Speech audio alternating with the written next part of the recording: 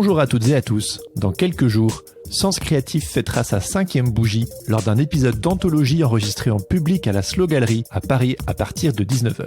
Avec un casting 5 étoiles dont le joyeux duo Gros-Duc et Boucard, le talentueux Pierre-Emmanuel Liet et la luxuriante Yukiko Noritake. Sans oublier la petite rétrospective sur l'histoire de Sens Créatif en deuxième partie. On espère vous y voir très nombreux. Et comme on ne fait jamais les choses à moitié, en guise de compte à rebours, nous avons le plaisir de vous annoncer que chaque jour jusqu'au 6 décembre, nous rendrons public les 6 épisodes des Keepers of the Keys qui étaient précédemment une exclusivité pour les membres du Patate Club. On espère que ça vous plaira et on compte sur vous pour être nombreux et nombreuses lors du live enregistré à la Slow Gallery le 6 décembre prochain. Bonne écoute.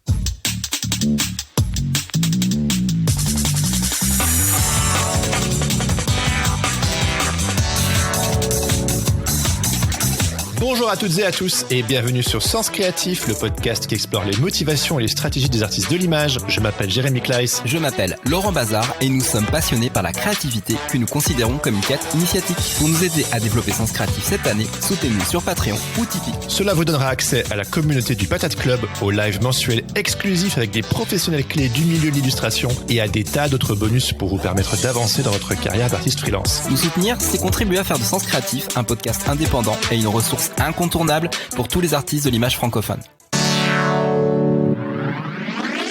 Bonjour à toutes et à tous et bienvenue dans ce 4e épisode des Keepers of the Keys, les gardiens des clés en français. Un épisode mensuel exclusivement réservé aux membres du Patate Club et qui nous soutiennent sur Patreon et Tipeee. Dans cette émission, une fois par mois, nous allons à la rencontre d'un DA, d'une galeriste, d'un éditeur ou d'un agent pour qu'il nous emmène dans les coulisses de son métier et pour vous permettre à vous, les contributeurs de Sens Créatif, de leur poser toutes vos questions.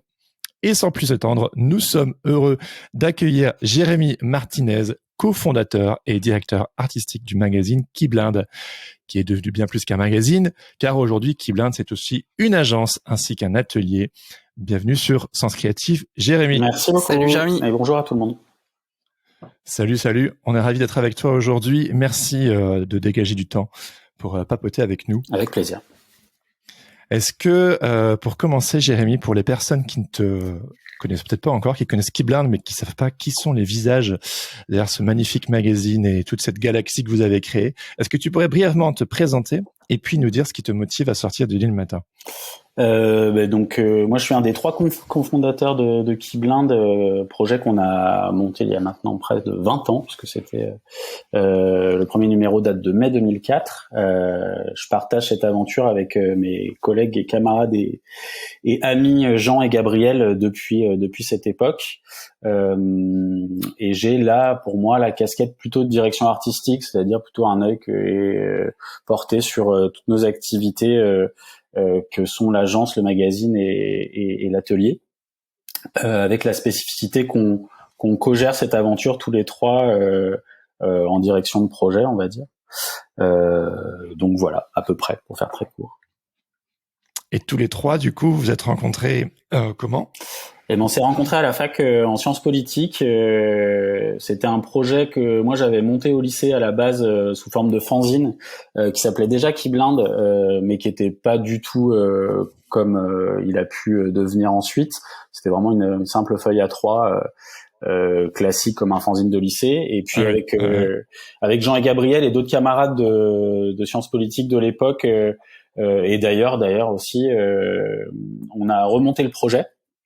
Ensemble, en étant bénévole pendant un bon moment, animé par la volonté de faire un magazine pour nous qui avait vraiment aujourd'hui c'est moins la mode du magazine, mais à l'époque faire un magazine ça voulait dire beaucoup, et de pouvoir être une caisse de résonance pour tous les artistes qui n'étaient pas connus, puisque dès le départ la vocation du magazine était d'être gratuit, distribué massivement, on va dire, selon nos moyens, mais de pouvoir tomber dans les mains de n'importe qui par hasard, et de pouvoir communiquer sur l'illustration, le graphisme. À la base, il y avait même des textes, de la poésie.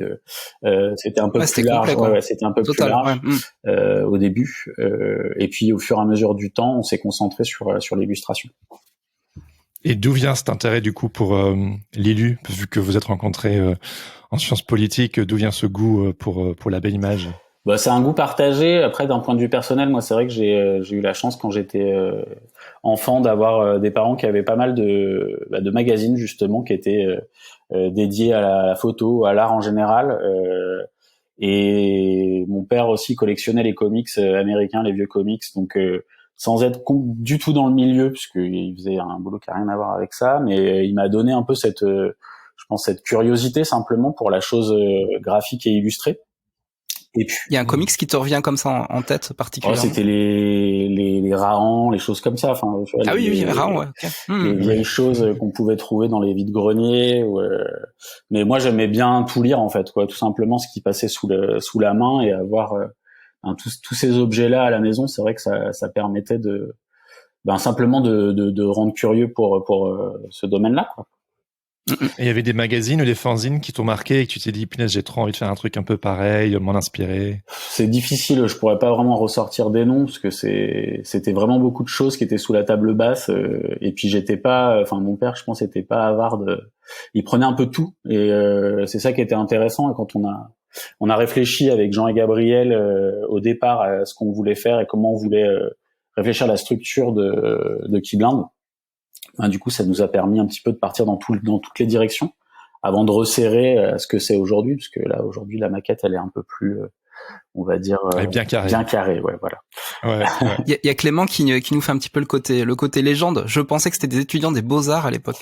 Non, mais on aurait peut-être bien aimé, mais c'est vrai que on a suivi des formations qui, à la base, je pense, c'était pour nous amener plutôt à des boulots de journalistes, on va dire, avec cette volonté de partager des connaissances au plus grand nombre, et ça s'est transformé via l'illustration et via l'image. Et c'est pour ça que Keyblind en fait a toujours ce côté justement entre guillemets documentaire, article. Enfin, il y a de l'article quoi dans Keyblind. Ouais. C'est pas juste des images. Quoi. Ce qu'on aime bien faire, c'est à la fois travailler sur l'illustration en tant que médium, et aussi travailler sur la question des supports, c'est-à-dire réfléchir à comment on peut mettre en scène, mettre en page, mettre en lumière, mettre en vidéo, enfin voilà, pouvoir orchestrer un peu les contenus. Et c'est vrai que c'est à peu près au même niveau que notre passion pour l'illustration, c'est-à-dire essayer de se prendre la tête pour trouver des moyens de présenter les choses. Alors de façon originale, ça veut rien dire parce que tout le monde est original de toute façon, mais voilà, essayer d'y réfléchir en tout cas et de se prendre la tête là-dessus pour en sortir quelque chose de joli certes, mais aussi d'intéressant quoi. Et comment vous avez connecté à l'époque tous les trois pour justement amener des illustrateurs, des illustratrices à travailler avec vous, même des poètes. Tu parlais de poésie aussi. En fait, l'illustration en particulier, je pense que c'est vraiment une question d'époque, c'est-à-dire que on est au début des années 2000, donc vu que maintenant on commence un peu à se faire vieux, il faut se rappeler qu'à l'époque il n'y avait pas forcément d'internet comme aujourd'hui.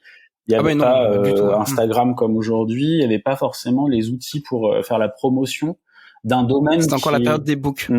D'un domaine qui n'existait pas en plus, quoi. C'est-à-dire que l'illustration en tant que telle, aujourd'hui, c'est très démocratisé. Ça a toujours existé. Simplement, par contre, c'est vrai que la place qui était donnée à l'illustration était beaucoup moins balisée, quoi. On sait qu'en France, on a sans doute toujours besoin d'avoir des marqueurs ou des référents pour pouvoir dire qu'un telle ou telle chose existe. L'illustration était positionnée à un endroit de la carte, au milieu de plein d'autres choses comme la BD, comme le dessin d'art, comme le graffiti, comme le street art, voilà. Et il n'y avait pas vraiment une vocation à exister en tant que telle. Et à l'époque, il y avait beaucoup de magazines, justement, ou de fanzines ou de magazines de design graphique. Ça, c'était vraiment super à la mode. Et le design graphique. Et c'est vrai que... Je pense à Émigre, notamment. Ouais, tout à fait. Des magazines comme ça, ouais. Et je pense qu'on a accompagné ce mouvement-là de développement en étant spectateur de ça aussi. C'est que l'illustration est devenue... alors, on sait qu'il y a un peu des courants, des modes dans les arts visuels, mais... est devenu plus, au bout d'un moment, est venu concurrencer la photo sur pas mal de supports, sur pas mal de prises de parole, et puis et aujourd'hui, on se rend compte que l'illustration est au cœur de la société. Et pour nous, c'est assez génial de se dire que ce médium-là on peut l'emmener le plus loin possible, quoi. C'est fort de ce que tu dis là, que l'illustration est au cœur de la société. J'ai parfois l'impression que peut-être dans le milieu, on pourrait peut-être parfois se dire qu'on est dans une niche ou genre oh là là, on a du mal à se faire entendre. Alors que quand toi, je t'entends, tu dis bah non, c'est au cœur de la société, c'est fort. Bah, après, c'est peut-être plus de l'ordre de la conviction, mais c'est que l'illustration, elle a cette force qu'elle renvoie, en tout cas pour nous, à un imaginaire, un champ des possibles. Et le pouvoir des idées. Et c'est aujourd'hui, je pense, alors je sais pas si c'est plus qu'hier, mais disons que ça prend beaucoup de sens aujourd'hui, quoi, de pouvoir mettre des images, des dessins sur des réalités, voilà, qu'on peut parfois pas montrer ou qui reste de l'ordre du fantasme. Ça a une force, c'est très fort, quoi. Ouais.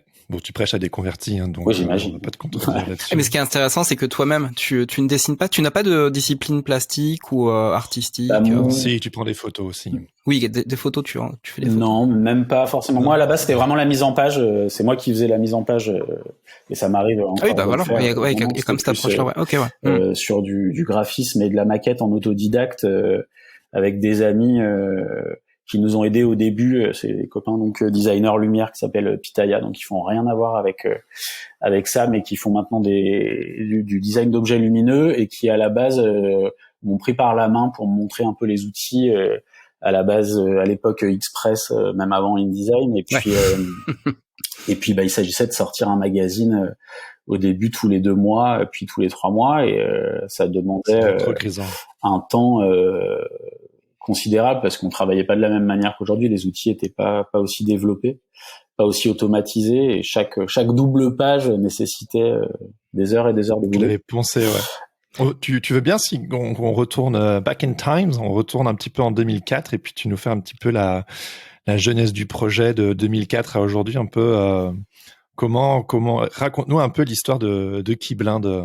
2004, donc on était plutôt 2003, on était en fac de sciences politiques avec mes camarades Jean et Gabriel, avec du temps, comme quand on est à la fac, avec un peu de temps en parallèle des études et l'envie surtout de construire quelque chose ensemble. Ce projet-là que moi j'avais un petit peu sous le bras de toute façon et que on a voulu développer, on a fait un numéro 0 à l'époque, parce que c'est comme ça qu'on faisait pour démarcher des petits commerces, puisque c'était l'idée, de trouver un peu des sous pour pouvoir l'imprimer. Je crois que les premiers numéros, on les a sortis à 5000 exemplaires à Lyon au début, et puis on a. Donc c'était de la prospection locale. Ah ouais, on passait nos journées à pied ou à vélo et aller voir les coiffeurs, les bars, les restaurants pour aller essayer de gratter. Tisser large. Vivre votre projet. Voilà, c'était et puis on était vraiment pas nombreux.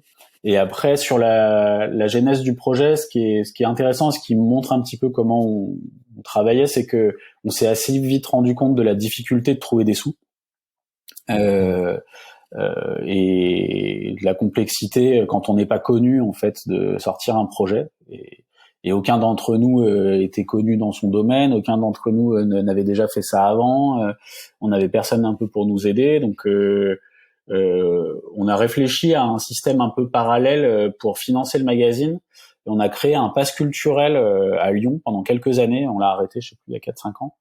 Le deal était assez simple, c'est-à-dire qu'on échangeait des pages de publicité qu'on n'arrivait pas à vendre en parallèle contre des places de spectacle, avec des théâtres, avec des cinémas, des salles de concert, et on revendait un service de billetterie en parallèle. Donc même on était chez un copain tous les mercredis après-midi. Au début on répondait au téléphone, les gens réservaient chez nous. Enfin c'était une usine à gaz. Mais ça nous a permis, mine de rien, en fait, de lancer le projet. C'est-à-dire que ces petits passes qu'on vendait 50 € pour 15 places, je crois, c'était un truc comme ça. Donc tu payais 50 € à l'année, et puis ça te donnait droit à 15 places gratuites entre guillemets de spectacle chez nos partenaires. Mais c'était nous qui gérions le calendrier à base de tableurs Excel, etc. au début. Ouais. mais ça nous a donné les quelques milliers d'euros pour pouvoir imprimer les premiers numéros, quoi. Donc la genèse, elle est là, et puis ça s'est développé. On a commencé à se rendre compte que ça répondait un petit peu chez les gens, le public, les annonceurs, parce que l'idée c'était toujours qu'il soit gratuit, et il l'est toujours. C'est fort, ça. Et puis en 2008, assez spontanément, enfin il y avait un des 3 associés, Gabriel, lui était monté à Paris entre-temps et avait travaillé un petit peu en agence de communication, et on avait des demandes en parallèle par rapport à l'orientation assez graphique du magazine, de prestations.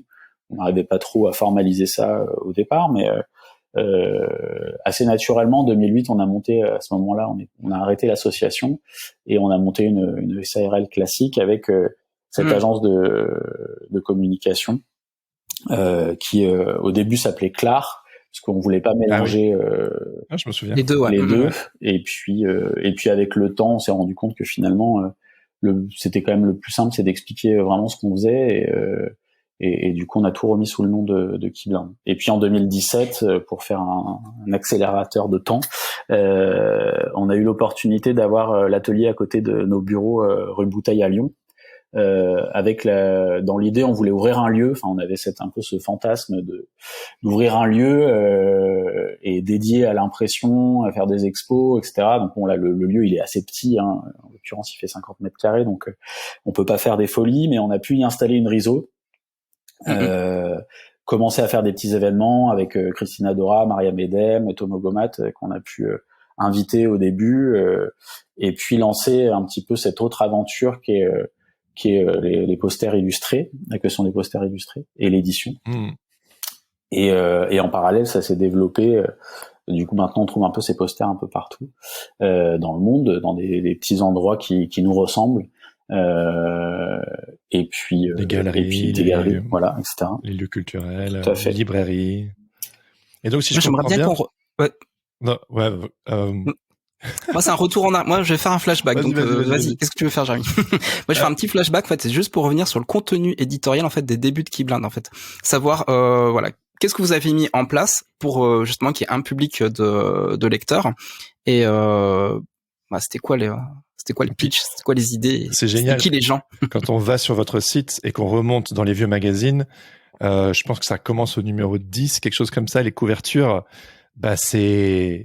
tu vois vraiment comment la maquette, comment le style graphique a évolué. Il y a 20 ans, tu sens vraiment le style de l'époque, quoi. Ouais, on peut pas mentir. On a des preuves vivantes de ce qu'on a fait, et voilà, c'est vrai que chaque époque était un peu différente. La baseline du début, c'était, on parlait même pas de magazine, on parlait de journal. C'était le journal qui vous publie vous.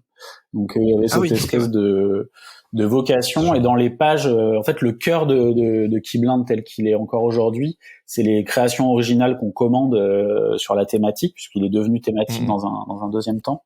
Mais dès le début, il y avait cette vocation-là, et on invitait même les gens à nous envoyer. Donc il y avait toujours une part dans ce qu'on publiait. Il y avait en gros 50% qu'on allait chercher, et 50% qu'on recevait via les gens. Ça nous arrive toujours de publier dans les créations originales, de faire des commandes à des gens qui nous ont sollicité en nous envoyant un petit mail un jour. Voilà, mais il y avait vraiment cette volonté participative, on va dire, d'être là pour montrer ce qui se faisait, quoi. Ouais. Et mais du coup, vous avez dû tous les trois en fait porter directement la casquette de directeur artistique, et donc du coup de choisir quelles images allaient être publiées, et vous en fait vous aviez pas de formation à ce niveau, donc en fait vous êtes formé sur le tas en décidant vous-même de ce que le projet devait être à vos yeux, quoi. Après, moi je suis toujours un peu dubitatif. Je dis pas qu'il faut pas de formation pour ce truc de direction artistique, mais c'est que oui, bien sûr. En fait, une expérience peut-être. C'est plus une curiosité, un œil que tout le monde peut avoir. Enfin, clairement. Voilà. Après, ça se travaille avec le temps, évidemment, avec le volume de choses qu'on voit. Même si aujourd'hui, il y a peut-être un souci presque de saturation, parce que c'est vrai qu'il y a beaucoup de choses, en particulier sur les réseaux sociaux. D'accord. Mais non, c'est, je pense, accessible à tous. Et il se trouve qu'on a on s'est plus donné les moyens de le faire exister. C'est peut-être plus, c'est ça qui est compliqué. Je pense, c'est vraiment de mener un projet, de le faire naître et de le développer en partant de zéro, avec toute la complexité du début où personne ne vous fait confiance, où vous n'existez pas, on vous attend pas. Clairement, les gens n'ont pas forcément besoin de vous non plus, donc voilà. Et c'est normal. C'est normal. Donc, je pense que ta formation de journaliste a dû jouer aussi dans le fait qu'il y avait une vraie exigence éditoriale et artistique, que j'imagine qu'il y avait besoin d'être. T'avais un bagage quand même sérieux. Enfin, j'y connais rien, j'ai pas fait des études de journalisme moi, mais j'ai un peu cette idée qu'on fait pas n'importe quoi. Non, mais c'est ça qui nous amuse aussi, c'est cette espèce de puzzle un peu d'imbrication de choses. Travailler un chemin de fer de magazine, c'est un joli casse-tête, quoi, mais c'est ça qui est hyper intéressant, c'est comment on met des contenus ensemble et on les fait vivre ensemble dans une direction plutôt qu'une autre. Et le magazine, bon, après, sans rentrer dans le détail, mais il a pas mal évolué. On a eu un moment où c'était un atelier imprimé, donc on avait filé une espèce de métaphore de lieu qui serait le magazine papier, dans lequel on déambulait, on ouvrait des portes. Voilà, c'était un peu plus compliqué. On s'en est rendu compte aussi. C'était peut-être un peu trop conceptuel. Pour revenir à quelque chose de plus thématique, d'un peu plus lisible aussi, parce que le but c'est quand même de le partager, donc de pas mettre de côté. Que ça soit pas rendu trop complexe. C'est pas la vocation non plus de rendre l'illustration. Elle peut être complexe et elle est super intéressante quand elle est complexe, mais elle peut aussi être simple et parler très simplement. Ouais, tu le mentionnais tout à l'heure que chaque numéro est thématique. C'est d'ailleurs un trait que tu partages avec une autre lyonnaise, Anne-Bénédicte Febel, qui a aussi monté Maison Georges, que tu connais sûrement. Ils ont un peu le même principe aussi. Donc, vous avez, dans vos derniers, c'était un numéro monstre, cash, cover, poil. Et j'avais envie de te demander comment vous pensez chaque numéro, comment vous le réalisez, comment vous arrivez à ces thèmes. Et puis, bon, c'est la question à 1000 points, comme demander lequel de tes enfants tu préfères, mais est-ce que tu as un numéro préféré et pourquoi? Bah déjà, revenir sur le fait qu'on a la chance de travailler avec une équipe assez maintenant de 20-25 personnes qui participent un peu à le magazine. C'est l'objet sur lequel tout le monde participe, on va dire. Donc ça donne lieu à des grandes réunions. En général, on s'en va à la campagne voilà pour réfléchir à nos thématiques annuelles. C'est encore une fois, c'est un jeu plus qu'autre chose, mais c'est aussi voir vous mettez vos kiffs en fait. Voilà c'est à la fois nos kiffs et en même temps ce qui nous semble être là quoi au moment où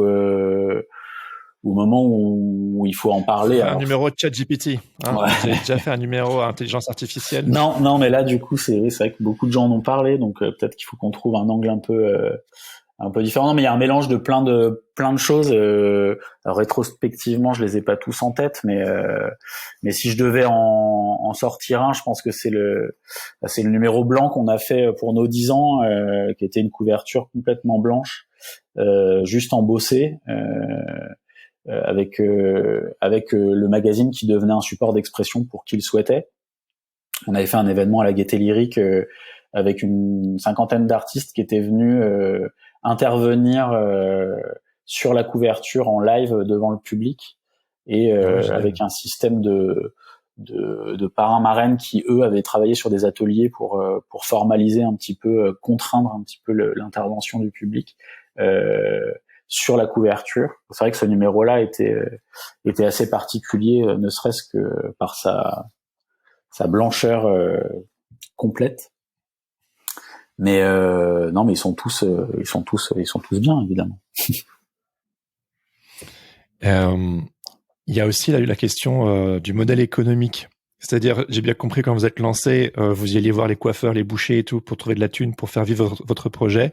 Là, donc, si j'ai bien compris aussi, vous avez l'agence permettait du coup de faire rentrer des ronds pour permettre au magazine d'exister. On le mentionnait au tout début, ça fait presque 20 ans que vous existez. Donc, des magazines pointus, des initiatives de gens passionnés et tout, il y en a eu pas mal qui ont pu exister. Mais vous, en 20 ans, vous êtes toujours là, going stronger. Mm-hmm. Et donc, on se demande du coup, c'est quoi un peu votre modèle économique, et puis il y a aussi eu les diverses crises, je pense à la crise du papier, enfin, il y a eu plein de choses qui se sont passées, et voilà, vous êtes toujours là. C'est quoi un peu la secret sauce financière et économique de Keyblind? Ça a pu être fragile à des moments, hein, clairement, mais on a toujours remis ce qu'on gagnait dans le magazine, enfin dans le support papier. Ah oui, c'est le principe. Tu réinvestis, même si tu te plantes un peu, tu réinvestis, tu continues à y croire et à pousser le projet. C'était même pas, c'était même pas de la stratégie, on va dire consciente, c'est-à-dire, c'était même pas. Oui, mais c'est un principe. Ouais. Mais on voulait le rendre le plus beau. Alors voilà, c'était le rendre le plus beau possible, en faire un objet vraiment spécial. Et dès qu'on pouvait, on réinjectait dedans. Là, le magazine, en gros, il s'autofinance à peu près dans ses frais de production, impression, diffusion, fabrication, diffusion. C'est clairement l'agence qui porte, on va dire, plus les frais liés aux personnes qui travaillent sur ce projet, parce que effectivement c'est fragile. Le moment où on n'avait pas vraiment l'agence et on avait que ce magazine qui était financé par les publicités, je vois effectivement la problématique du papier. Là, quand il y a des coûts qui augmentent de 50% dans l'année sur le papier, c'est ouf. Avec un tirage à 20 000 exemplaires comme on a, enfin ça impacte considérablement le coût du jour au lendemain. C'est évidemment compliqué. Enfin, on le voit, il y en a beaucoup qui remettent un peu en question leur modèle. Après, ça va aussi avec des problématiques écologiques. Je pense que réinterroger le papier aujourd'hui, c'est pas non plus inutile. Faut trouver le bon équilibre. Mais voilà, en ce qui concerne le modèle économique, c'est ça. C'est à peu près un magazine qui s'autofinance dans ses frais de production. Sachant que les frais de structure, c'est l'agence qui les porte, quoi. Et vous êtes jamais essoufflé? T'as jamais eu envie de dire, bon, on a fait je sais pas moi, au bout de 10 ans, au bout de 15 ans, de dire, bon, on a fait un joli petit bout de chemin, ça ne rapporte pas un rond, mais maintenant on a une agence, un atelier, on a plein de projets, ça a été une rampe de lancement, et puis on va de l'avant. Qu'est-ce qui fait que le magazine continue? Le jour où on arrête le magazine, on arrête Keyblind, je pense, tout simplement, hein. C'est aussi simple que ça pour nous, je pense. Okay. C'est radical, hein, mais c'est la condition d'existence et la condition d'exister, quoi, tout simplement. Enfin, c'est ça qui nous éclate. Après, il y a plein de projets mais tout est lié, en fait, tout est corrélé aux médias, alors magazine, papier et puis digital, parce que bon, pour l'instant, c'est encore assez balbutiant, mais on aimerait bien développer une version digitale du média Keyblind Magazine. Pour l'instant, c'est uniquement sur Instagram, mais voilà, on aimerait bien développer d'autres supports, se reprendre la tête un petit peu pour travailler sur des formats un peu différents, etc. Donc c'est un enjeu pour après. Maintenant, pour nous, ça nous permet de nous poser 1 milliard de questions et de le partager aussi avec toute l'équipe. C'est ça qui est important, quoi. Ouais. Du temps de mes études, il y avait 2 magazines que je kiffais à mort. C'était Étape Graphique et Clark Magazine. Et alors c'est drôle parce que Étape, tous nos profs nous disaient faut que vous vous abonniez. Moi j'ai fait des études de communication visuelle. Hein, il devait toucher j'étais au Beaux-Arts en Belgique. Toucher des intérêts. Donc ouais c'était ça. C'est abonnez-vous à Étape Graphique, c'est bien. Puis à côté de ça, moi je t'avoue que je préférais Clark Magazine que je trouvais plus accessible. Et je trouve que Keyblind, j'ai l'impression que c'est un peu au milieu, tu vois, genre j'ai parfois eu l'impression que je trouvais Keyblind parfois un petit peu trop élitiste ou parfois un peu inaccessible, alors que pourtant bon l'illustration, tout ça, c'est un truc qui me parle et je suis dedans depuis une dizaine d'années. Puis je dessine depuis que je suis petit, et puis la culture graphique et tout. Mais ouais, je sais pas, qu'est-ce que tu en penses? Est-ce que tu trouves que c'est un petit peu Je pense que c'est lié peut-être au choix qu'on a fait d'une certaine illustration, peut-être par excès à un moment donné aussi, mais qui était via les gens qu'on a pu rencontrer et côtoyer au quotidien, qui étaient des artistes, enfin qui sont des artistes illustrateurs de talent, mais qui défendent aussi peut-être une illustration un peu plus intellectuelle, je sais pas. C'est peut-être un peu lié à ça. C'est quoi l'illustration intellectuelle? Vas-y, développe, c'est rigolo. Non, je sais pas. Après, on sait qu'il y a un peu des Bah non, mais c'est une question aussi de par rapport au lecteur. Est-ce que c'est suffisamment accessible pour du grand public, ou est-ce qu'il faut être un petit peu justement concerné par le sujet pour entrer dedans? Après l'art, hein, il parle aux gens, ou il parle on est un peu gens, tiraillé entre les deux, quoi. C'est ça, c'est-à-dire que le but, c'est de profiter de la gratuité pour se permettre aussi parfois d'être un peu exigeant, on va dire, et peut-être que parfois on se plante aussi parce que on complexifie trop les choses. C'est clairement possible. C'est un beau laboratoire. Parce que même s'il y a un petit côté club privé, moi ce que je trouve génial aussi dans le projet Key Blind, c'est qu'il y a un côté punk, parce que en tout cas avec la nouvelle formule graphique, voilà, on revient vraiment au principe du fanzine, et sans complètement décomplexé, et puis on n'hésite pas justement à mettre des illustrations qui sont un peu plus dures et qui vont peut-être parler à des gens qui s'y attendaient pas, et du coup c'est aussi une ouverture culturelle, une ouverture artistique, puis un dialogue aussi qui commence à s'établir aussi avec le public, puisque Key Blind ne fait qu'être de plus en plus connu. Ouais, ça c'est un travail du coup qu'on mène avec Elora, qui s'occupe en particulier du magazine, et puis de Maxime Guignot aussi qui est avec nous dans le comité éditorial sur le choix des artistes qu'on met en avant. C'est vrai que parfois il y a débat aussi entre nous, mais c'est aussi des couleurs qu'on veut mettre à des moments, des choses qu'on veut partager, effectivement peut-être des pattes un peu plus dures, voilà, on a l'impression que Key Blind, souvent on nous dit oui, quand on voit quelque chose, on a l'impression que c'est une couleur, qu'il y a des couleurs Key Blind, quoi, qu'il y a un truc qui se passe à cet endroit-là. J'aime beaucoup ce mot. C'est quoi la couleur? Je sais pas. Je pense que si on veut faire un raccourci vraiment très très rapide, c'est sans doute lié à un genre d'impact immédiat de l'illustration, mais c'est sans doute les couvertures. Enfin, les gens ont en tête les couvertures. Et ça fait partie du cahier des charges d'une couverture. C'est la seule chose qu'on. Oui, vous adorez le plein pot, quoi. Il y en a souvent. Ouais, c'est souvent le choix. Après, c'est les artistes qui décident. Hein, vraiment, on essaye de donner le moins de contraintes possible aux illustrateurs et aux illustratrices qui participent au magazine, puisque le but pour eux, enfin pour nous, c'est qu'ils s'expriment tels qu'ils sont. Oui, ce qui est le motto du fanzine au départ, quoi, d'ailleurs. Mais c'est vrai qu'on a souvent des choses très impactantes. Donc c'est peut-être ça. Et puis on aime bien les tons directs aussi. Donc ah oui, ça pète. Oui, ouais, ça pète. Ah oui, le ton direct, c'est quand même c'est ce qu'il y a de plus chouette. Ça, du coup, vous faites pas mal rêver les illustrateurs, les illustratrices. Oui. Comment on fait un peu pour être publié chez vous, pour travailler ou être mis en avant dans Key Blind? Je pense que c'est une question que pas mal de personnes dans la profession se posent. Simplement d'exister, voilà, en tant qu'artiste. Et après, faut pas hésiter évidemment à nous envoyer des petits messages, ça marche quand même, hein, par mail ou sur Instagram. Vous en recevez beaucoup? Genre coucou, j'existe, voilà ce que je fais. Ouais, on en reçoit quelques-uns. C'est quelques-uns. C'est normal et c'est très bien, quoi. Après, c'est vrai que encore une fois, aujourd'hui, il existe des moyens de montrer son travail. Avec les réseaux sociaux, parfois il y a pas que ça. J'aime bien aussi, nous on aime bien aussi les salons d'édition. On parlait de Nîmes Illustre ou de petits festivals qui permettent aussi d'aller voir sur des marchés des fanzines, sur le off à Angoulême. Enfin voilà, de pouvoir être au contact des gens et du papier, de voir physiquement, ça peut être aussi un bon complément à l'existence digitale, on va dire. Ouais. Et aussi au niveau gratuit, pourquoi avoir gardé la gratuité jusqu'au bout? C'est vachement couillu comme choix, je trouve. C'était l'idée de départ, quoi. Si on enlève la gratuité, on casse le projet tel qu'il a été pensé, parce que c'était vraiment de pouvoir.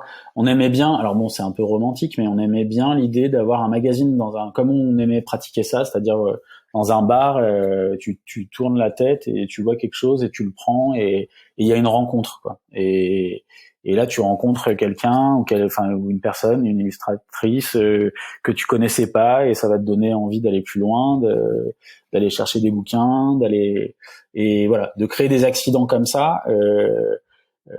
Dans l'idée, c'est ce qu'on souhaitait. Alors aujourd'hui, c'est pas toujours comme ça parce que on est dans certains endroits plutôt que dans certains autres. Ça serait mentir de dire qu'on choisit pas les endroits où on est. Mais dans la philosophie, c'est vraiment de pouvoir susciter des accidents comme ça et que voilà, des gens qu'on connaît pas puissent tomber amoureux d'une image en ouvrant le magazine, quoi. Ouais. Alors moi, ma culture graphique, justement, moi, c'était les magazines, mais à mort. Juxtapose, Clark, Étape, et puis plein d'autres. C'était vraiment, j'étais boulimique, quoi. Comme tu disais, entre guillemets, il n'y avait pas Internet comme on le connaît aujourd'hui. Bah c'est ça. C'était une porte d'image, quoi. Fallait les chercher un petit peu. Ouais, c'était un peu une culture un peu underground. Ça se méritait. Je les attendais ces magazines. C'était vraiment. Mais c'est voilà maintenant. Le magazine, j'ai l'impression c'est plus comme avant, quoi. On a tellement accès à tout le temps. Ouais, on a l'impression que c'est un peu un objet de luxe en fait qui a le mérite de continuer à exister, et justement qui doit être pensé comme un produit quelque part de luxe, même si on a aussi intérêt à ce qu'il soit populaire. Et je trouve que justement le côté laboratoire de tout ça dans l'ère du temps qu'on vit actuellement est super intéressant, parce que ça pose énormément de questions. Notamment, on a parlé de la question du modèle économique, on a parlé de la question en fait de la visibilité aussi des auteurs, et puis le fait aussi que le projet doit continuer à vivre, parce que comme tu as dit, si Keyblind doit s'arrêter, ça quelque part ça tue peut-être votre écosystème. Moi, j'ai ce même rapport au magazine que j'avais avec les albums de musique, c'est-à-dire que je me rends compte que les artistes, autant musicaux que visuels, que cinématographiques d'ailleurs, ceux qui m'ont vraiment marqué, c'est parce que j'avais acheté des magazines ou parce que j'avais acheté les albums et que je lisais les bouclettes. Moi, je vois qu'aujourd'hui, où tout est dématérialisé, il y a certains artistes que j'aime bien, mais qui m'ont beaucoup moins marqué parce qu'il n'y avait pas cette recherche intentionnelle. Il n'y avait pas ce côté immédiat de l'accès à l'information. Donc, en fait, je suis vraiment devenu fan, et voilà, j'ai 34 ans aujourd'hui. Certaines la majorité de mes références, bon, c'est peut-être aussi un peu un discours de vieux les années fondatrices, tu sais, de ce qui t'a formé, quoi. Mais, je pense vraiment qu'il y avait ce truc d'aller chercher l'info et de prendre le temps de lire et tout. Ouais, c'est vrai, c'est un discours de vieux. Non, mais cela dit, tu les as plus chez toi, tous ces objets-là, tu vois, maintenant. Non, mais ceux-là, non, je parle pas de ceux-là, je parle de maintenant, en fait, si, si t'aimes un artiste, etc., tu le vois sur les réseaux, ou tu télécharges une musique, et en fait, si toi, tu fais pas toi-même la démarche de te dire, putain, est-ce qu'il a sorti l'album en physique ou pas? Ouais. En fait, t'as plus la collection chez toi. Les groupes de musique, on a changé parce que on a changé de nom, non? Bon, voilà, ça fait un peu, mais voilà, non, mais c'est pour dire, faire un magazine comme Keyblind, je trouve qu'il y a un certain mérite, et puis un engagement, quoi, qui est pas anecdotique. Ouais. Qu'est-ce que t'en penses de tout ça, Jérémy? Après, je sais pas, sur l'utilité, honnêtement, je crois pas forcément, mais et puis après, ce qui est intéressant, c'est qu'on laisse une trace de quelque chose qui s'est passé, et c'est sans doute ça le plus intéressant, c'est de voir ces illustrations vivre avec le temps sur un format papier. Alors c'est pareil, c'est sans doute une question de génération sur l'amour du papier, l'amour du print. Sans doute que on va réussir à transvaser ça sur le digital. Ouais, enfin, quoi qu'en même temps, beaucoup d'illustrateurs, d'illustratrices, vivent aussi grâce à ce qu'on appelle les shops, hein, et donc du coup ils doivent créer justement de l'objet matériel, et il y a un gros retour finalement de l'impression, notamment grâce à la réseau. Ouais. C'est vrai que être au contact d'un objet physique, c'est quand même pas tout à fait la même chose, quoi. Et encore plus pour les livres. Alors on a sorti quelques bouquins qu'on avait, les Super Keyblind, là, qui sont une compilation annuelle. Oui. Ou Square, là, qui est un projet qu'on a développé sur Instagram. Donc là, c'était assez rigolo de penser un support sur Instagram et de l'amener en print après. Donc c'était un peu le processus inverse. Mais on avait quand même bien envie d'en ressortir un objet papier, quoi. Même si ces petits carrés dans le carré, à la base, c'était que sur Instagram. Donc les Super Keyblind, ça me faisait trop penser au recueil de Spirou, tu sais, genre vraiment les gros. Ouais, c'est ça, t'as un méga Picsou. Ouais, méga Picsou, un mini Spirou. Et ça doit être aussi une sacrée aventure, ça, quand même, l'aspect maison d'édition, comme si vous n'aviez pas suffisamment sur la patate de choses à gérer. Et vous lancez dans ces reportages. Parce que là, on parle de déséquilibre. Des livres d'artistes, des BD. Alors ouais, dans l'envie, on voulait faire ça. On voulait vraiment faire une maison d'édition. Je pense qu'on ne peut pas vraiment dire qu'on en est une parce que ça nécessiterait d'avoir un vrai catalogue et d'y consacrer un temps beaucoup plus conséquent que ce qu'on fait. Et c'est un vrai métier. Il y en a qui le font très bien. Et nous, ça reste c'est des petits, pas des accidents, mais c'est des petites choses qu'on se permet de faire de temps en temps. Vous attendez pas de projet, quoi. C'est vous qui décidez le moment où ça passe à l'action de l'édition, mais vous attendez pas de projet en soi. Ouais, voilà, ça peut être des opportunités comme on a fait avec Jean Julien sur le bouquin sur lui et son frère, ou là sur Square où on va développer le projet en print à partir du digital.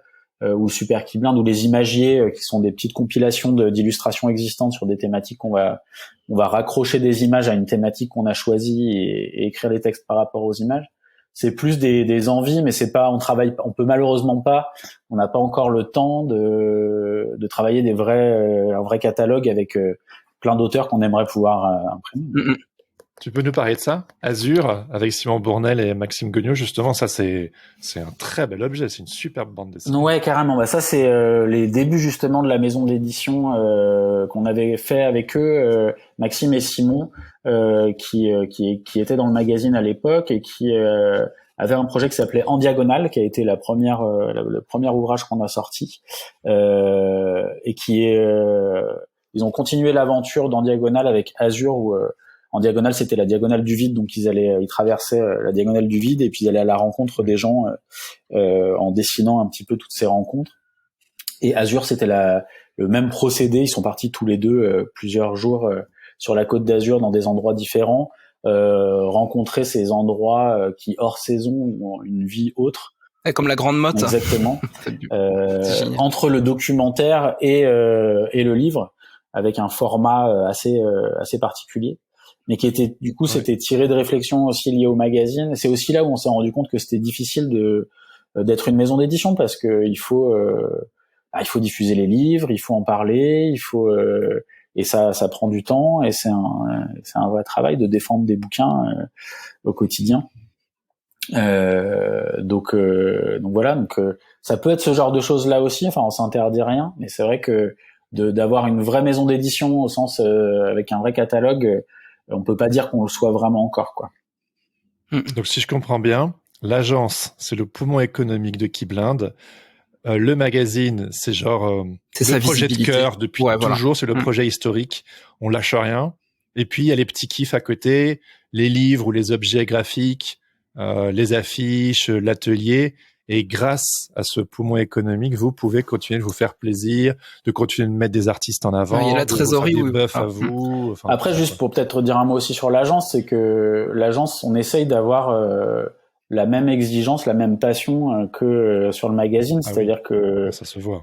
Faut rappeler, c'est 20 personnes, hein, c'est ça? Ouais, on est plutôt 25 maintenant, mais on a un bureau à Paris et un bureau à Lyon. C'est des équipes qui sont globalement mélangées, hein. On travaille sur les différents projets, mais on essaye sur l'agence d'apporter. Souvent, on vient nous voir pour des choses qu'on a pu faire, et ça peut être le magazine. Donc c'est à la fois une prise en compte des choses éditoriales ou de construire un propos un peu différent, et puis travailler en lien avec tous ces illustrateurs et illustratrices de talent qu'on a la chance de côtoyer via le magazine ou via l'atelier. Aussi, on a la chance de travailler avec eux sur des projets qui sont effectivement plus rémunérateurs, mais qu'on essaye de faire en sorte que ça soit pas non plus des projets, que ça reste des projets intéressants. Ah bah oui, et je vais faire du name dropping, hein. Il y a notamment Key Blind bosse pour Arte, Adobe, la Cinémathèque Française, Headbanger, Les Arocs, Canal+, le Coq Sportif, La Villette, le Palais de Tokyo. Enfin voilà, c'est des beaux clients, quoi. Oui, historiquement, c'était beaucoup des clients culturels et institutionnels, par la vocation du magazine, tout simplement. Et puis ça s'est un petit peu élargi aujourd'hui à ce qu'on disait tout à l'heure, c'est-à-dire que le médium de l'illustration parle à d'autres gens aussi, et puis il y a des secteurs pour lesquels l'illustration en tant que telle représente une vraie respiration, quoi, par rapport à ce qui peut exister. Pas parler des banques d'images, mais voilà, enfin, c'est vrai que ça permet d'avoir autre chose quand même.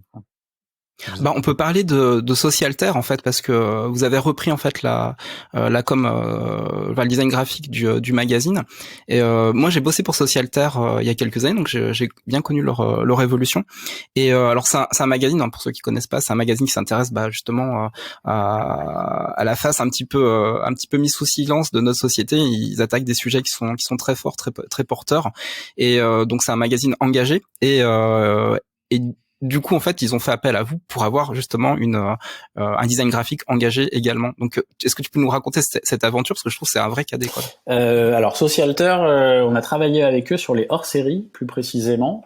On en a fait 3 avec eux. On a effectivement repensé la maquette et la façon dont était construit le hors-série d'un point de vue artistique, on va dire. Et depuis, ils ont eux-mêmes fait évoluer le support. On travaille plus avec eux. Ils ont internalisé la direction artistique parce que c'était compliqué de travailler à la fois à distance et pour eux, c'est quand même vraiment, je pense, utile d'avoir quelqu'un en interne pour débattre et échanger sur les problématiques de mise en page et de construction du hors-série. En tout cas, c'était hyper intéressant de travailler là-dessus et de pouvoir nous a donné la chance ils nous ont écouté en plus de pouvoir travailler ça comme un vrai objet éditorial et artistique en tant que tel, avec une large part donnée à l'illustration, évidemment. Ouais, voilà, ouais. On aimait bien pouvoir, par exemple, au-delà, donc c'était séquencé en 3 parties avec 3 illustrateurs et illustratrices différents. Mais c'était aussi d'avoir un compagnon illustré qui était là tout le long parce que le magazine est un peu dense quand même. Oui.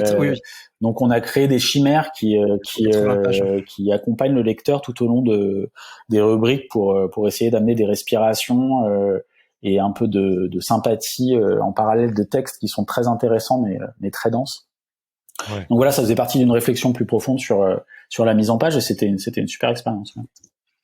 Moi, je me souviens je sais que les magazines où il y a vraiment un soin particulier donné au graphisme, où il y a la part belle aux illustrations, moi, ça vient tout de suite me parler.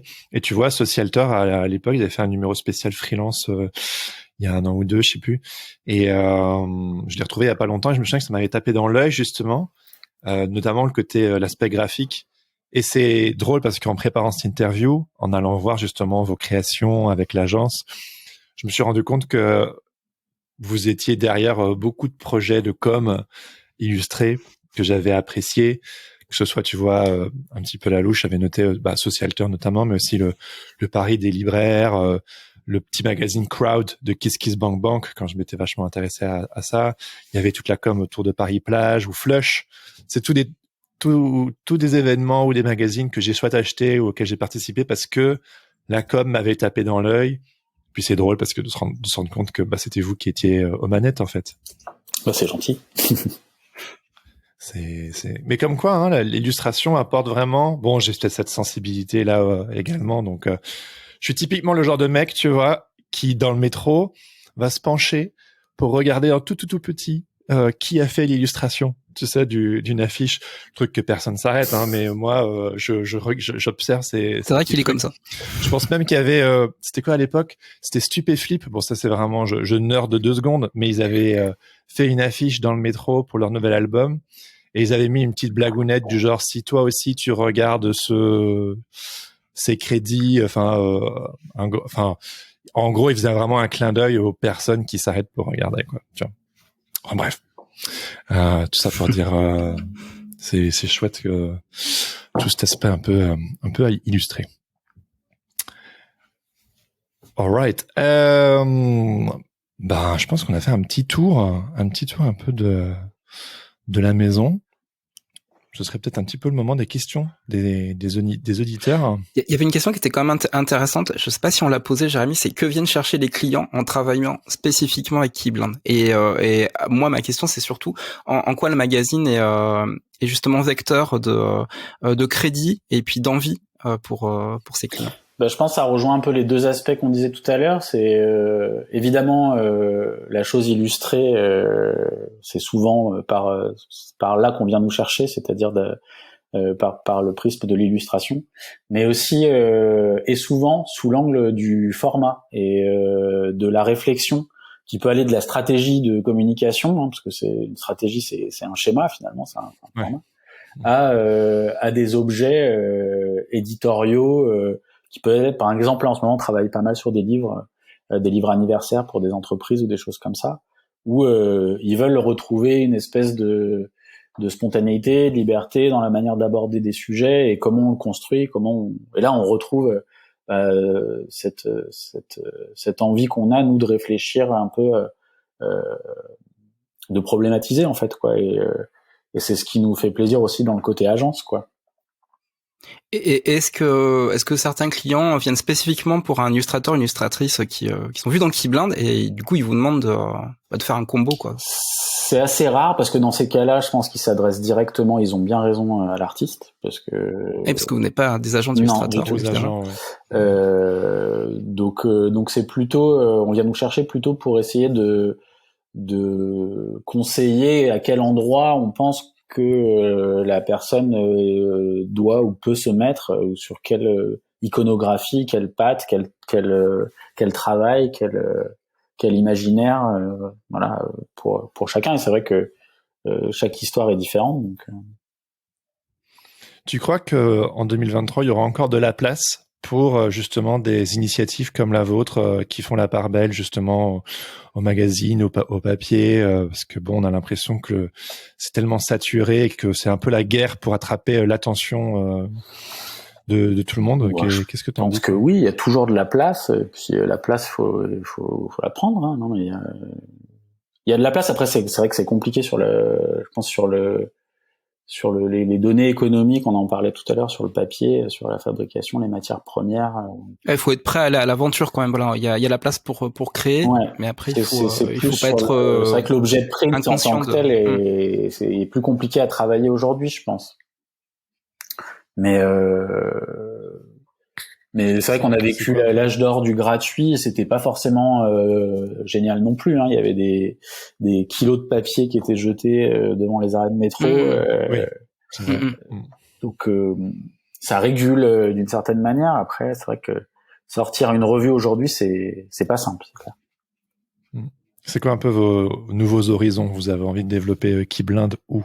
On parlait en off, je pense tout à l'heure du festival Keyblind, ou est-ce qu'avec le virage numérique, vous avez des nouvelles envies ou... Et on a on a pas mal de projets.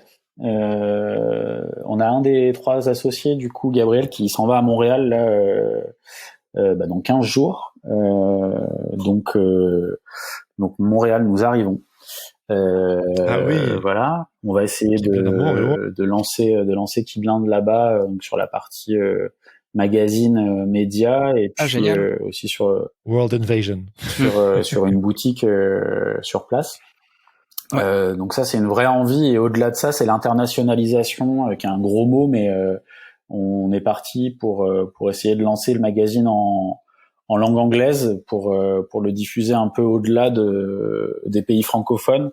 Donc on aimerait bien tester ça l'année prochaine, en 2024.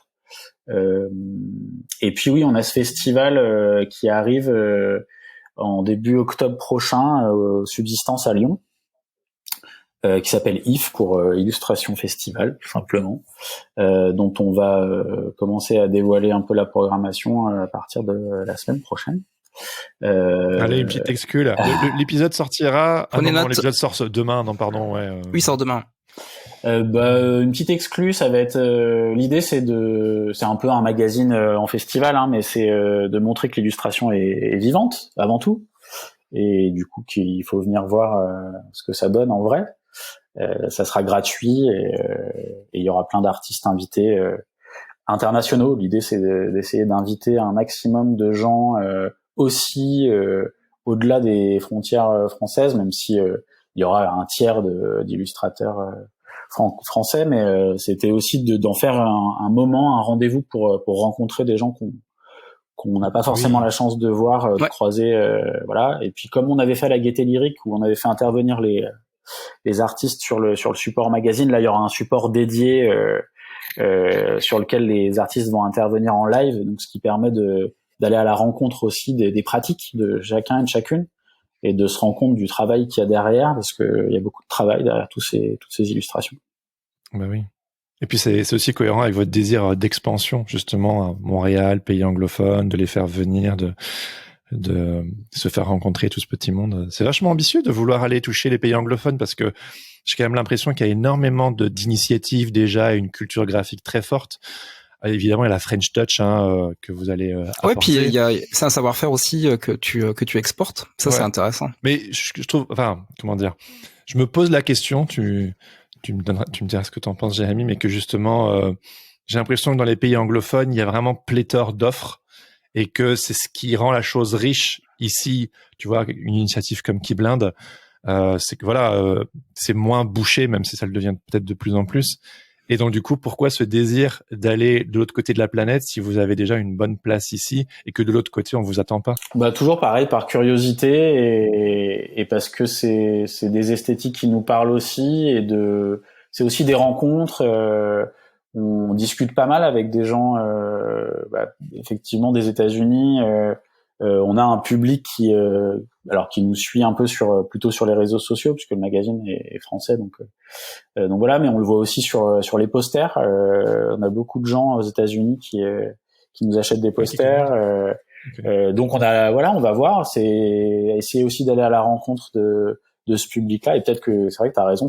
On va peut-être pas tout à fait parler on le voit en termes d'illustration. C'est des codes un petit peu différents, mais voilà, pour l'instant c'est Montréal et ça reste, ça va être un peu le côté, on aura un peu les deux côtés, on aura le côté francophone et puis le côté ouvert quand même sur l'Amérique du Nord. Ça nous permet un petit peu de voir comment ça se passe là-bas et puis d'aller à la rencontre de nouveaux talents sur place aussi, quoi. Mais c'est vrai qu'il y a des écoles et des écritures culturelles. Moi, je sais que j'ai été très abreuvé de culture anglophone dans ma culture graphique et des personnes qui ont vraiment un peu l'œil aguerri m'ont déjà dit, mais oui, en fait, toi, t'as un style anglais, plus anglophone. Et c'est vrai que j'ai toujours parfois eu un petit peu de mal à me retrouver dans, je sais pas comment dire, l'école française ou dans les attentes, par exemple, des DA français où il y a une vraie attente dans un style à la française dans laquelle, quelque part, je fit pas entièrement. Après, il y a la mondialisation, il y a, le monde devient un petit village, donc on est de plus en plus, ça devient une grande soupe, quoi. Mais pourquoi pas aller Non, t'as raison. Ça. Faudra que vous participiez à des festivals là-bas aussi. Ouais, pour l'instant, on va y aller tranquillement, regarder un peu comment ça se passe, et puis voilà. Mais en tout cas, dans l'idée, c'est de pouvoir développer le projet là-bas pour enrichir encore tout ça, quoi. Vous allez embaucher là-bas pour l'équipe? Oui, il y aura sans doute des postes à venir là-bas, ouais, carrément. Si vous nous écoutez à Montréal, il y a du taf chez Keyblind. Alors, pour terminer, on a quelques petites questions. Donc, il y avait Émilie qui disait beaucoup de liberté assumée dans tous les concepts de Keyblind. Est-ce qu'on peut dire qu'il y a encore de la place aujourd'hui pour des publications papier plus liées à des rêves et des convictions que des démarches stratégiques et commerciales qui suivent les modes du moment? On t'a déjà un petit peu répondu à cette question. Ouais, bien sûr, surtout que c'est a priori ce genre de publications-là qui peuvent amener quelque chose, je pense, en n'avançant pas par rapport à des contraintes économiques, mais juste par la volonté éditoriale de ce qu'on veut raconter, quoi. Ouais. On le voit aujourd'hui, il y a beaucoup de revues, alors plus des revues payantes, mais qui s'adressent à des communautés et qui trouvent un public par le propos, en fait, quoi. Ouais. Start with why, Simon Sinek. C'est pas juste des belles images, mais qu'est-ce que vous dites? D'ailleurs, oui, si on devait résumer le why, le pourquoi de Keyblind, c'est quoi exactement ce que vous voulez dire? C'est quoi votre pourquoi? C'est quoi notre pourquoi? Notre pourquoi, c'est de montrer que l'illustration peut être un moyen d'expliquer le monde dans lequel on vit. Voilà. Et boum. Ah, c'est beau ça. Il y avait une question de encore un Clément. Bon, c'est toujours le même, hein. Il dit encore un Clément, mais c'est toujours le même Clément. Oui. C'est la nerderie. Il dit, alors déjà, il nous avait écrit, bon, t'as déjà répondu à cette question, mais je te la fais parce que c'est un petit mot gentil. C'est fabuleux, ça, il va adorer. Le voilà. Je me souviens quand j'étais étudiant en graphisme à Lyon, 2005-2008, c'était trop cool de tomber sur un Keyblind dans les bars en buvant une bière quand on sortait des cours, tu vois, ça rejoint ce que tu disais t'as gagné. Ma question, j'ai jamais compris comment ils finançaient les tirages à l'époque. De mémoire, il n'y avait pas de pub et ça devait coûter assez cher à imprimer. Pas mal de pages, impression offset bien quali dans mes souvenirs et à ma connaissance, ils ne vendaient rien. Je sais pas si tu veux préciser un truc. Oui, ça rejoint ce que je disais tout à l'heure. Alors, il n'y avait pas de pub, il y en avait forcément un peu, et c'était complété par ce pass culturel, quoi. C'est-à-dire que pendant quelques années, c'était une vraie béquille financière pour pouvoir sortir le magazine. Ouais. Et après, il rajoute, et aussi, j'ai le sentiment, mais ça peut être un biais de ma part, dit-il, qu'à l'origine, Keyblind était plutôt centré sur le graphisme expérimental que sur l'illustration, alors que maintenant, c'est clairement axé et lu, avec un gros accent graphique quand même. Ce serait intéressant d'en savoir plus sur cette évolution, si c'est pas moi qui me fais des films. Oui, c'est ça. Au début, c'était plutôt art graphique et illustration, et puis avec le temps, on a transformé le graphisme dans la maquette et on est resté plutôt sur l'illustration parce que c'était déjà très vaste comme champ à diguer et du coup on s'est concentré là-dessus, quoi. Trop bien. Est-ce que vous avez encore des toutes dernières questions? Mettez-les dans le chat. C'est pas tous les jours que vous pouvez parler avec Jérémy quand même. Enfin, ce Jérémy-là. Jérémy, oui. Qu'est-ce qu'on peut vous souhaiter pour la suite là, Jérémy? De continuer à s'amuser, quoi. Vous voyez vraiment, vous voyez encore vraiment longtemps, ce serait charmé quand même. On n'a pas, disons alors je sais pas, je parlais à titre personnel, mais pour l'instant je m'imagine pas 100, oui, effectivement. Mais sans doute un jour faudra se poser la question, oui, mais non, on n'a pas vocation, c'est pas un projet, c'est vrai que c'est un projet qu'on a créé toute pièce, entre copains, avec une équipe incroyable aujourd'hui. On a du mal à se encore cet esprit copain, un peu. Oui, de fait, puisqu'on travaille entre copains. Donc. Ouais. Non, mais c'est beau. Je veux dire, ça, vous étiez 3 il y a 20 ans, vous bossez encore toujours ensemble. C'est. Ah bah ouais, après génial, c'est comme quoi. des. Ah oui, c'est une aventure. Hein. C'est une aventure dans tous les sens du terme. Donc, non, on est content de participer à cette aventure en tout cas.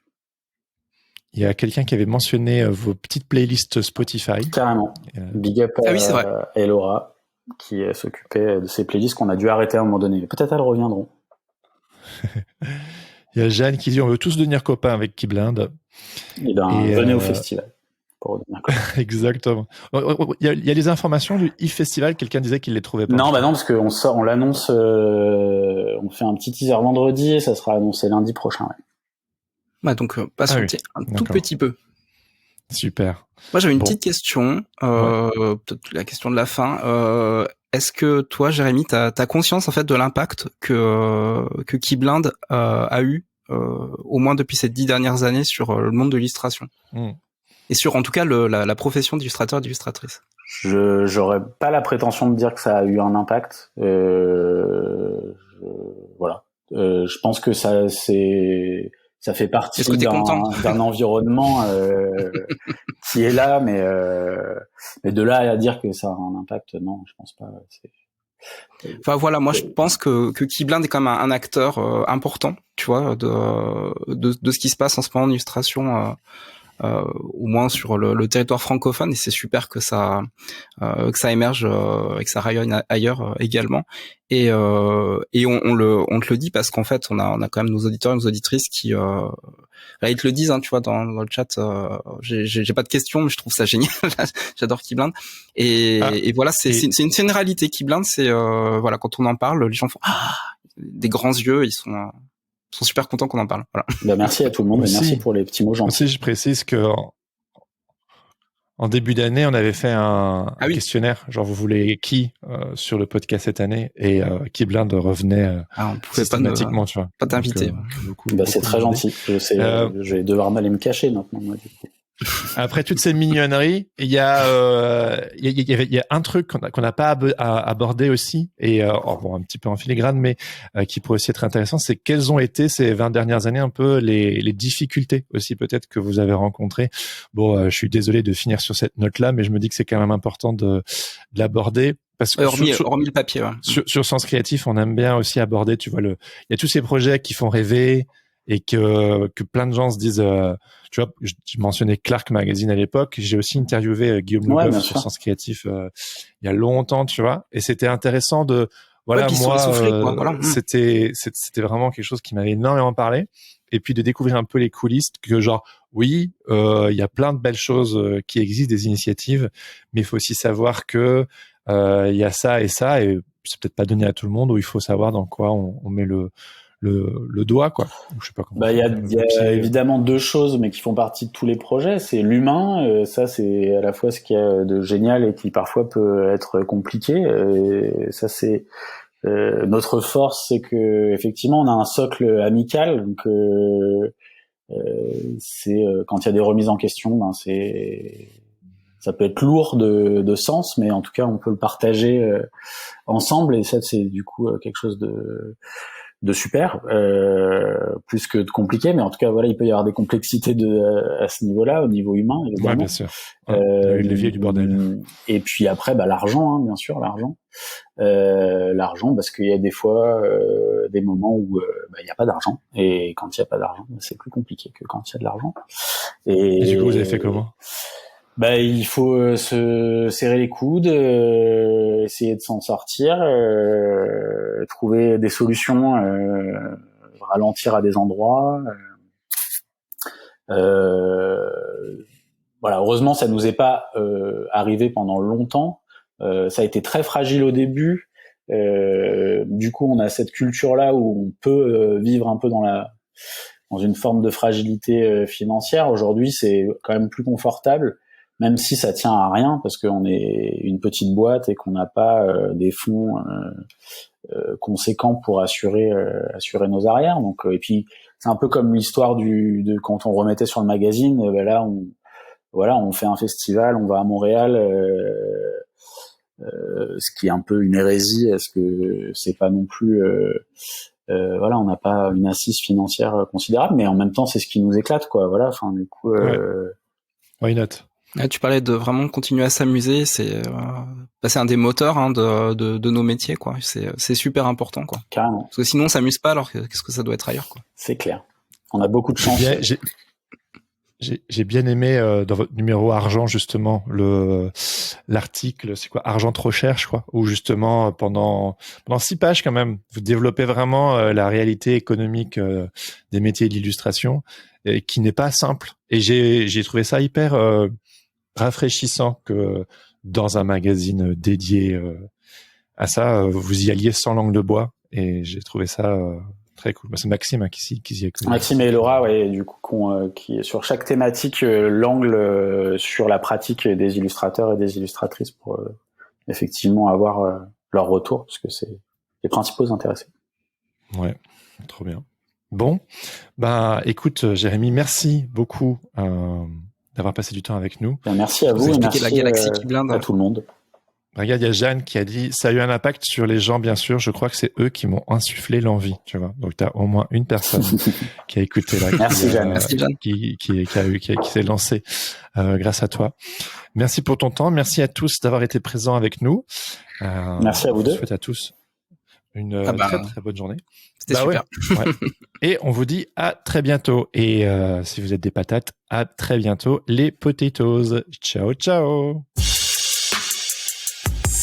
Merci d'avoir écouté Sens Créatif. Si cette émission vous plaît, n'hésitez pas à vous abonner et à mettre des étoiles sur vos plateformes de podcast préférées. N'oubliez pas de nous soutenir sur Patreon ou Tipeee. Vous pouvez aussi partager l'épisode avec vos amis ainsi que sur vos réseaux sociaux. Un grand merci à Adrien Guy pour l'habillage sonore de ce podcast. Retrouvez toutes les infos sur le site www.senscreatif.fr ainsi que sur Instagram @senscreatif_podcast. Si vous avez des commentaires ou des idées pour des invités, n'hésitez surtout pas à nous laisser un message. Sur ce, on vous donne rendez-vous dans 2 semaines pour un nouvel épisode. En attendant, restez créatifs et surtout n'oubliez pas, Everything is connected!